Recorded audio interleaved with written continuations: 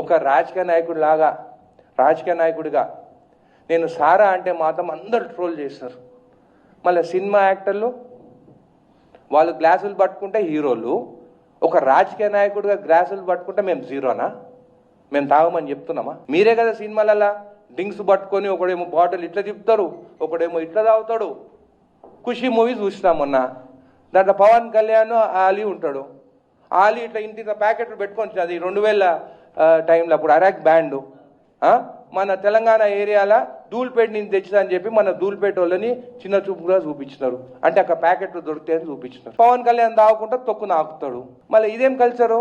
నేనేం నెగిటివ్ చెప్తలేను పవన్ కళ్యాణ్ గురించి, అది మూవీలాగా చూడాలి. కానీ యూత్ ఏం చూస్తారు, అరే మా యాక్టర్ ఇంకో గుడంబా తాగుతాడు, అది ఎక్కడ దొరుకుతుంది అని పోయి ధూల్పేట పోతామంటారు. అదైతే కరెక్టు.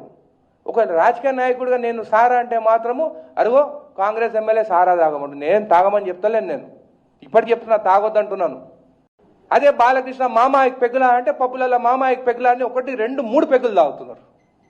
మళ్ళీ అది మన సెన్సార్ బోర్డు ఇవన్నీ బ్యాన్ చేయాలి కదా. మళ్ళీ అసలు మూవీస్లలో డ్రింక్స్ తాగేదే చూపించొద్దు. మందు బాబులం అంటే రోడ్ల మీద డీజేలు పెట్టుకొని మందు బాబులం డ్యాన్సులు వేస్తుడు.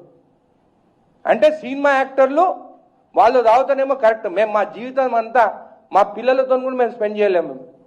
వాళ్ళు సినిమాలు తీస్తే వాళ్ళ రెవెన్యూ వస్తుంది మాకు. మేము పబ్లిక్లోకి పోయి మా పిల్లల స్టడీస్ కూడా పేరెంట్ టీచర్స్ మీటింగ్ ఉంటే కూడా పోలేకపోతున్నాం మేము.